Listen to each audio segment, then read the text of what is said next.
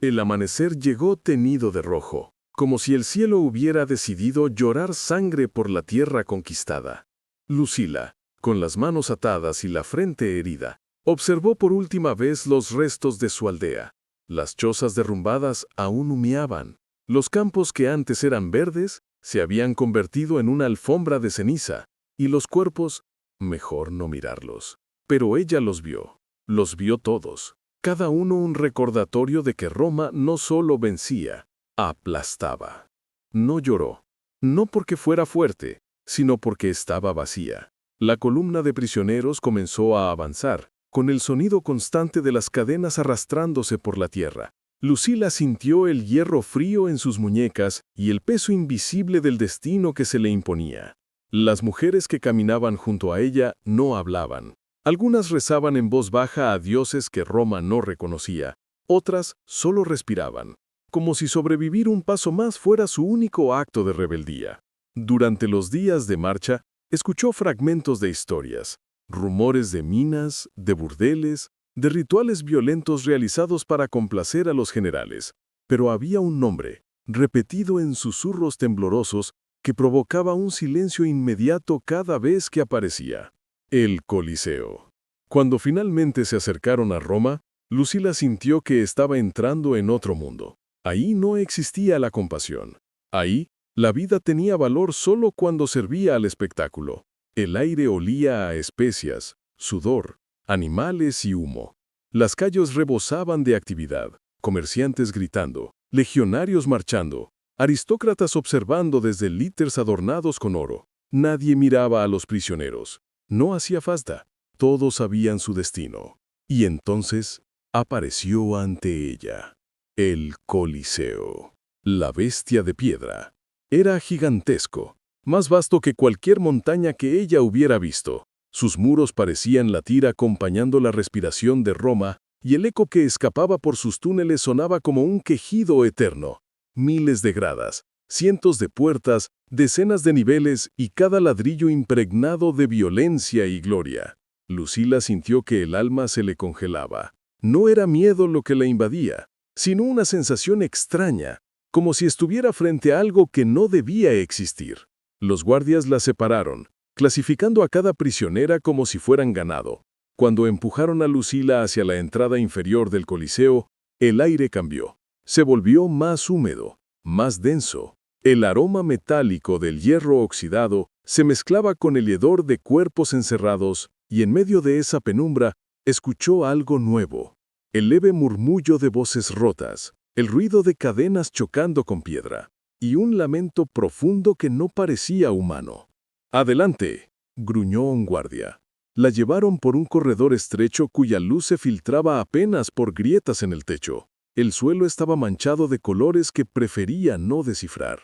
Cada paso resonaba como si la piedra misma recordara todo lo que allí había ocurrido. Cuando la empujaron dentro de una celda, el sonido de la puerta cerrándose retumbó como un trueno.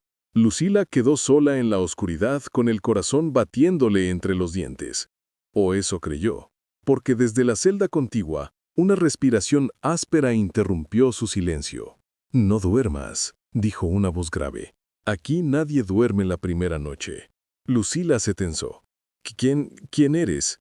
Un instante después, un destello de la antorcha del pasillo iluminó parcialmente el rostro del hombre. Cicatrices profundas, piel curtida, ojos hundidos que no escondían su cansancio. Era la imagen viva de un soldado que había olvidado cómo era ser libre. «Soy Decimus», respondió clavando su mirada en ella. «Gladiador. ¿Y tú? Tú eres una nueva pieza de su juego». Lucila tragó saliva. ¿Qué van a hacer conmigo? Decimus apoyó la cabeza contra la pared, como si cada palabra le doliera. «Lo que quieran. Las prisioneras aquí no son guerreras, ni siquiera esclavas comunes. Son parte del espectáculo oculto, del que no hablan los senadores ni los poetas, del que solo conocen los muros que sangran memoria». Ella sintió las piernas temblar. ¿Y tú? ¿Tú también formas parte de eso? «Yo peleo, mato, sobrevivo», dijo él sin orgullo alguno. «Me llaman héroe cuando gano y bestia cuando pierdo, pero en realidad Solo soy una sombra más atrapada en este monstruo. Hubo un silencio largo, roto únicamente por el sonido lejano de un portón abriéndose. Era tarde, muy tarde para que hubiera juegos. Y sin embargo, un rugido comenzó a elevarse desde lo profundo. Un rugido que parecía surgir desde las mismas piedras. Decimus cerró los ojos. El Coliseo nunca duerme. Repite lo que ha visto como un eco que busca saciar su hambre. Lucila abrazó sus rodillas. Por primera vez desde su captura, sintió un miedo tan intenso que casi la paraliza. Pero también sintió algo más. Una chispita diminuta. Una chispa de rabia, orgullo quizás. Un recordatorio de quién había sido. Y de que, aunque el mundo la quisiera quebrar, ella todavía tenía voluntad. «No dejaré que me destruyan», susurró. En la oscuridad Decimus dejó escapar una risa amarga. Aquí, todos decimos eso la primera noche. Pero cuando la miró otra vez, algo en sus ojos cambió, como si reconociera en ella un fuego que él mismo creía extinto. La luz de la mañana nunca llegaba a las profundidades del Coliseo. Solo una bruma gris, filtrada por rendijas altas, caía sobre los pasillos como un recordatorio de que el mundo exterior seguía existiendo, aunque para los prisioneros ya no tuviera significado alguno. Lucila llevaba horas despierta cuando escuchó a los guardias aproximarse. El sonido de las sandalias golpeando piedra era inconfundible, rítmico, autoritario, casi festivo. El Coliseo siempre tenía hambre, y alguien debía alimentarlo. La puerta de la celda se abrió con un chirrido áspero. «¡De pie!», ordenó un guardia. Lucila obedeció en silencio, no por sumisión, sino porque observaba, memorizaba, analizaba. Había aprendido de pequeña que ningún enemigo es invencible si se conocen sus puntos débiles. La sacaron al corredor, donde otras prisioneras eran alineadas. Algunas temblaban, otras lloraban, y otras simplemente miraban al vacío, como si ya hubieran cedido sus almas. El aire estaba impregnado de miedo, y no el miedo común, sino el miedo profundo, el que nace cuando sabes que no controlas ni tu propio cuerpo. Decimus apareció escoltado por 2 guardias. Sus muñecas estaban atadas, pero aún así, su presencia imponía respeto. Era enorme, pero lo que realmente impresionaba no era su tamaño, sino la forma en que caminaba, como si cada paso fuera un acto de resistencia contra su propio destino. Él la miró por un instante. No sonrió, no dijo nada, pero en la rigidez de su rostro Lucila vio una advertencia silenciosa. «Mantente fuerte». Los prisioneros fueron guiados hacia una cámara amplia donde la luz era más intensa. Al entrar, Lucila notó que el suelo era de madera, no de piedra, y que había calderos con aceite ardiendo en las esquinas. Un hombre vestido de túnica roja, un lanista, observaba desde una tarima elevada. El lanista era quien decidía el destino de cada alma atrapada en el subsuelo del Coliseo. Su voz era suave, pero cargada de un poder que podía romper vidas con apenas un gesto. «Hoy», anunció, «evaluaremos a las nuevas adquisiciones». Las prisioneras se estremecieron. Lucila mantuvo la mirada fija en él, aunque su pecho ardía por dentro. Aquellas que sean aptas para tareas de servicio serán asignadas a los patricios. Las que no, serán enviadas a espectáculos especiales. Las palabras espectáculos especiales cayeron sobre la sala como una sentencia de muerte. Lucila no sabía exactamente qué significaban, pero la reacción de las demás le bastó para entender que preferían cualquier otra cosa. El lanista avanzó entre ellas quien inspeccionaba mercancía. Cuando llegó a Lucila, la observó sin pudor alguno. Altura, postura, expresión, manos, incluso los ojos. «¿Tu nombre?», preguntó. «Lucila». «¿De dónde vienes?» «Del norte, de una aldea bajo la protección de mi clon». El lanista alzó una exceja. «Hablas bien. Eres orgullosa. Eso puede ser útil o puede costarte caro». Lucila no respondió. Sabía que aquí las palabras maldichas pesaban como piedras. El lanista se volvió hacia un guardia. «Esta se queda. Tiene carácter. Quizá demasiado, pero lo moldearemos». Lucila no supo si esa decisión era un alivio o un nuevo tormento. Cuando la sesión terminó, La llevaron junto con otras 4 prisioneras a una sala pequeña. Allí una mujer de rostro curtido y ojos cansados esperaba sentada. «Yo soy Valeria», dijo.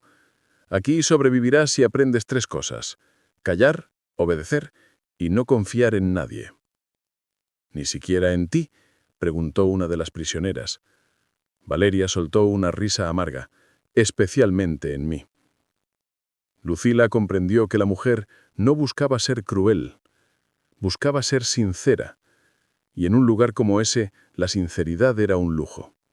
Valeria les enseñó a moverse sin llamar la atención, a responder rápido, a identificar el estado de ánimo de los guardias. «Roma admira la belleza, pero teme la rebeldía», decía. «Y cuando Roma teme, destruye». Al caer la tarde, Lucila regresó a su celda. Decimus estaba dentro de la suya, afilando mentalmente recuerdos que parecían pesarle más que cualquier espada. «Te eligieron», murmuró él. «No sé si fue algo bueno», respondió. Él la miró con esa mezcla de dureza y compasión que solo tienen quienes han sobrevivido demasiado. «Aquí todo es malo. La única diferencia es cuánto tarda en matarte». Lucila se acercó a la pared que los separaba. «¿Tú cómo sobrevives?», Decimus. Tardó en responder, recordando quién era, aunque cada día ese recuerdo sea más pequeño. Lucila apoyó su frente en la tierra fría. «Yo también tenía un nombre, una casa, un propósito». «Todavía lo tienes», dijo él. «Aquí mantener tu humanidad es un acto de guerra». Y el silencio que siguió no fue incómodo. Fue humano, raro, cálido, casi esperanzado, y precisamente por eso, peligroso. Pero mientras la noche caía sobre Roma y el Coliseo respiraba en sueños antiguos, Lucila hizo una promesa secreta.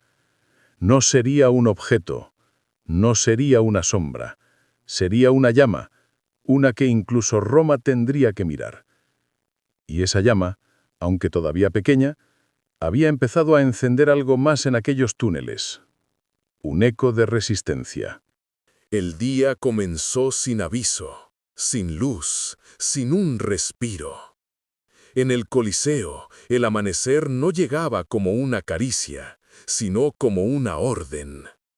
Los guardias gritaban, las cadenas chocaban, los animales rugían desde algún punto donde la oscuridad era más densa que la piedra misma. Y en medio de ese caos organizado, Lucilla despertó con una lucidez que la sorprendía. No tenía miedo, tenía propósito. La rutina en las entrañas del Coliseo era un reloj cruel. Se despertaba con gritos, se comía cuando sobraban sobras, se dormía cuando el cuerpo colapsaba. Pero algo había cambiado. Valeria, la mujer encargada de entrenarlas, había comenzado a tratarlas de otro modo, más serio, más urgente.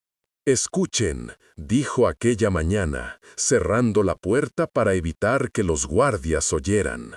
«No puedo protegerlas, no puedo salvarlas, pero puedo enseñarles a no morir sin sentido». Las prisioneras la miraron con atención. Lucilla desde la esquina mantuvo los brazos cruzados. Su respiración era estable, su mente enfocada. «Roma es fuerte porque cree que ustedes no lo son», continuó Valeria. «Pero he visto más coraje en una esclava quebrada que en 100 legionarios. Solo necesitan algo que los guardias no entienden: unión». Lucilla sintió un impulso eléctrico recorrerla. «¿Quieres que luchemos?», preguntó. Valeria la miró fijamente. «Quiero que decidan no aceptar su papel. El resto vendrá cuando llegue». Esa frase, sencilla y cruda, se convirtió en el primer ladrillo de lo que, más tarde, sería la chispa de la rebelión. Esa noche, mientras todos dormían, o fingían dormir, Lucilla habló con las demás en voz baja. No les pidió valentía, ni heroísmo, ni venganza. Les pidió algo distinto. «Quiero recuperar mi nombre», susurró. «No el que me dieron mis padres, ese ya lo perdí. Quiero el que yo elija ahora». El silencio que siguió fue profundo. Después, una de las chicas, Alia, habló. «Yo quiero recuperar mi voz». Otra, Livia, murmuró. «Yo quiero ver el cielo sin barrotes». Y así, una a una, compartieron sus deseos. No eran grandes, no eran épicos, eran humanos. Eso las unió más que cualquier arma. Con el paso de los días, Decimus comenzó a notar cambios. Cuando Lucilla pasaba frente a su celda, no era la misma joven temblorosa que había llegado. Había un nuevo brillo en sus ojos, una determinación silenciosa. Y eso le provocaba algo que no había sentido en años: inquietud. «¿Estás planeando algo?», le dijo una noche, cuando los guardias se alejaron. «Puedo verlo». «Quizá», contestó ella. «Ten cuidado. La esperanza aquí es más peligrosa que la muerte». Lucilla se acercó a la pared que los separaba. «¿Y tú? ¿Qué quieres, Decimus?». Él exhaló profundamente. «Yo quiero no morir como un arma. Quiero morir como un hombre». Por primera vez desde que lo conocía, ella sintió que lo entendía por completo. No era un monstruo, era un prisionero, igual que ella, solo que disfrazado de fuerza. «Entonces no mueras», susurró Lucilla. «Lucha con nosotros». Decimus endureció la mandíbula. «Si te ayudo, no podremos volver atrás». Lucilla no parpadeó. «Ya no queda atrás». La rebelión nació en silencio, como nacen todas las cosas que desafían imperios. No tenía líder, pero tenía centro, Lucilla. No tenía armas, pero tenía propósito. No tenía un plan perfecto, pero tenía un plan vivo. Los gladiadores, algunos, no todos, escucharon a Decimus. Era respetado, temido, admirado. Su palabra tenía peso. Pero incluso ellos sabían que desafiar al lanista, a los guardias y al sistema entero era invitar a la muerte. Aún así, un pequeño grupo aceptó, porque los gladiadores también estaban cansados de vivir sin nombre. La estrategia era simple pero audaz. El día de los juegos más grandes del mes, cuando los guardias se relajaban, cuando la multitud gritaba tan alto que nadie oía nada más, provocarían una distracción. No una fuga total, eso era imposible, pero sí una ruptura, un golpe, una grieta en el monstruo de piedra. Lucilla sabía que no todos saldrían vivos. Sabía que esa idea de libertad era más cercana a un sueño que a un resultado. Pero también sabía algo más profundo. Si no lo intentaban, ya estaban muertos. La noche antes del plan, Lucilla no pudo dormir. Se sentó en el suelo de la celda, abrazando sus rodillas, mientras escuchaba el sonido familiar de Decimus respirando al otro lado de la pared. «Tengo miedo», confesó. Hubo un largo silencio antes de que él respondiera. «Eso significa que sigues viva». Lucilla cerró los ojos. «Si algo me pasa, si no salgo de esto, Decimus», dijo ella, firme. «Si no salgo, que alguien recuerde mi historia. Que alguien diga que yo no fui una sombra». La voz de Decimus tembló. «Lo haré, te lo juro por mi propia sangre». Lucilla sintió un nudo en el pecho. «¿Y tú, Decimus? ¿Qué quieres que recuerde de ti?». El gladiador tomó aire. «Quiero que recuerdes que, antes de que Roma me rompiera, yo también fui alguien».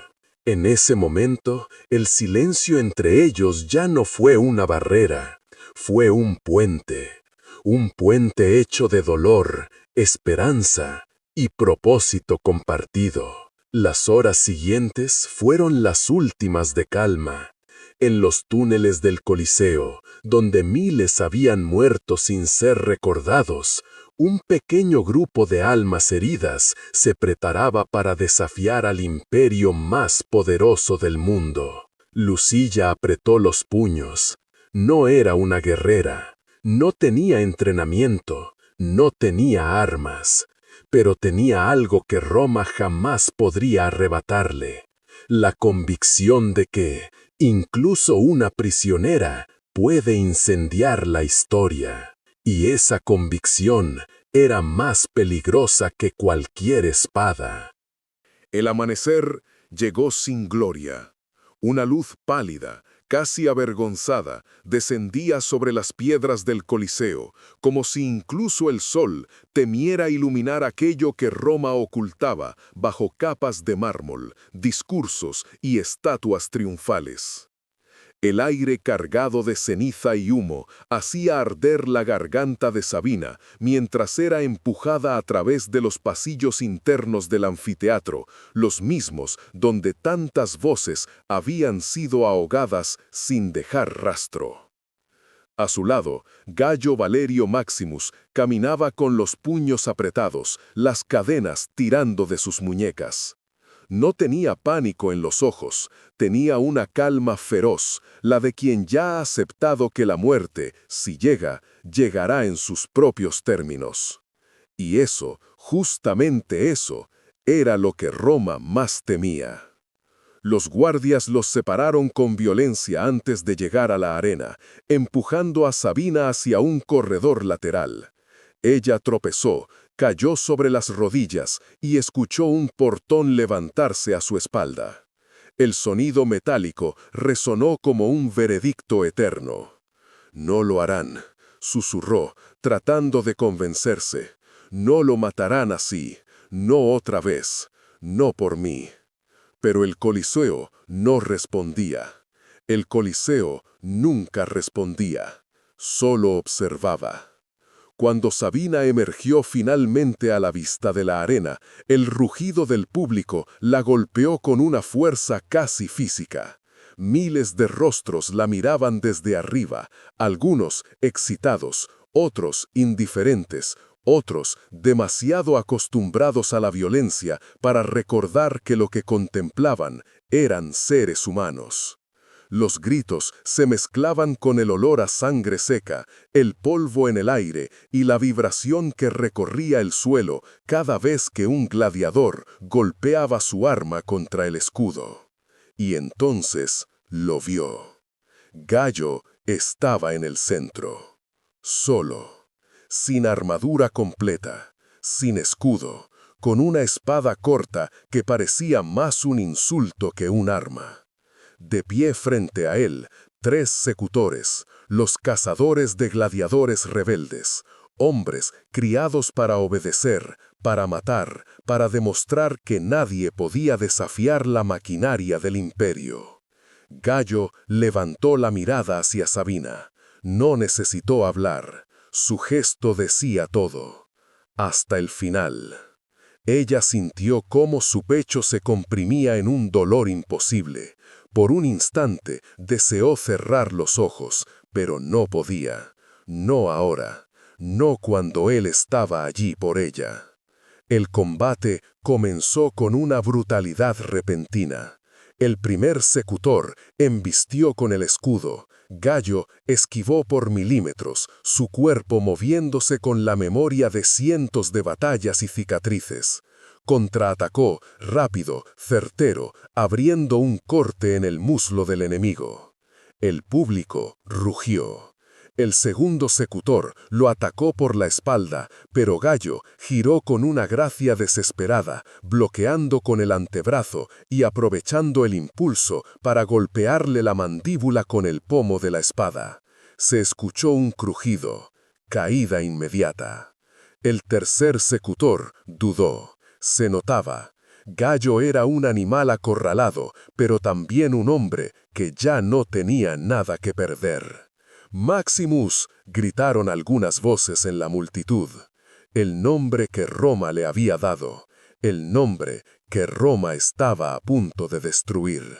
Sabina sintió cómo sus uñas se clavaban en la madera del pasadizo. Cada impacto, cada respiración acelerada, cada golpe, era como si el Coliseo estuviera devorando pedazos de su alma. Gallo logró desarmar al tercer combatiente, pero entonces el herido del primer ataque se levantó por detrás. Demasiado lento para defenderse, demasiado humano para resistirlo todo. Una lanza le atravesó el costado, profunda, mortal. El público se levantó de sus asientos. Algunos celebraban, otros guardaban silencio, otros incluso mostraban respeto, como si entendieran que acababan de presenciar algo más grande que un simple espectáculo. Gallo cayó de rodillas. Sabina soltó un grito que no parecía provenir de su garganta, sino de todos los cuerpos sin nombre enterrados bajo el anfiteatro. Los guardias no le permitieron correr hacia él, no todavía. El comandante de la arena, con su toga teñida del rojo imperial, levantó una mano para pedir silencio. El Coliseo obedeció. Gallo Valerio Maximus anunció: «Por ordenar la rebelión de esclavos y por atacar a la autoridad romana, tu destino será decidido por el pueblo». El pulgar, la antigua señal, el momento más perverso de toda la tradición romana. Sabina sintió cómo el mundo entero contenía la respiración. Y entonces ocurrió algo que nadie esperaba. Una parte del público levantó el pulgar hacia arriba. Misericordia, piedad para un rebelde. Otra parte lo bajó. Muerte. Y entre ambos extremos, una tensión que parecía destruir los fundamentos del imperio. El comandante miró al emperador, sentado en su palco, disfrutando del espectáculo como si fuera una obra teatral. El emperador sonrió, inclinó la cabeza y dio su veredicto final. El pulgar descendió. Sabina se desplomó con un gemido ahogado. Cuando los guardias por fin la soltaron, ella corrió hacia Gallo. Su sangre ya estaba sobre la arena, tiñendo la tierra de un rojo espeso y oscuro. Él respiraba con dificultad, pero al verla acercarse, algo parecido a una sonrisa se formó en sus labios. «Sabina», murmuró, apenas audible, «no mires así». «Estoy aquí», susurró ella, arrodillándose a su lado. «Contigo, no importa lo que pase». Él levantó la mano, apenas un gesto, pero suficiente para que ella la tomara y la cubriera con ambas. «Roma», tosió, una línea de sangre descendiendo por su mentón. «Roma no es eterna, no como creen». Sabina sintió cómo las lágrimas caían, silenciosas, sobre su rostro. «Quizá», continuó, «lo único eterno es lo que hacemos cuando nadie nos mira». Cada palabra era un esfuerzo, cada aliento una despedida. «No dejes que te rompan», dijo él, cerrando los ojos por última vez. Su mano se aflojó, la arena enmudeció. El Coliseo, por primera vez, pareció avergonzarse de sí mismo. Sabina apoyó la frente sobre la de él, dejando que su llanto se mezclara con el polvo y la sangre. Más tarde, cuando los guardias ordenaron retirarla, ella caminó sin resistencia. No gritó, no suplicó, ya no quedaba miedo en ella, solo un dolor tranquilo, antiguo, indestructible. Mientras la conducían fuera del Coliseo, Sabina se detuvo frente a la salida y miró atrás. La monstruosa estructura parecía respirar, viva, saciada, pero también vacía. sin Gallo, sin su furia y su risa quebrada, sin su lucha absurda contra un imperio imposible, el lugar no era más que piedra y sombras. No podrán borrar lo que fue, susurró, y siguió caminando. Dicen que aquella noche, cuando la luna estaba alta sobre Roma, una figura femenina fue vista cruzando la vía sacra con un pequeño paquete envuelto en lino. Dentro llevaba la espada rota de Gallo Valerio Maximus. La llevó lejos, mucho más allá de las murallas, hasta una colina abandonada, donde nadie escuchaba los gritos del Coliseo. Allí la enterró, como se entierra un recuerdo, como se entierra una parte de uno mismo. Y con cada puñado de tierra que caía sobre la espada, Sabina dejaba atrás algo, y al mismo tiempo renacía. Porque incluso en un imperio construido sobre sangre, cadenas y miedo, siempre queda una chispa de resistencia. Y esa chispa, la de un gladiador que decidió morir por libertad, fue el último aliento de Roma.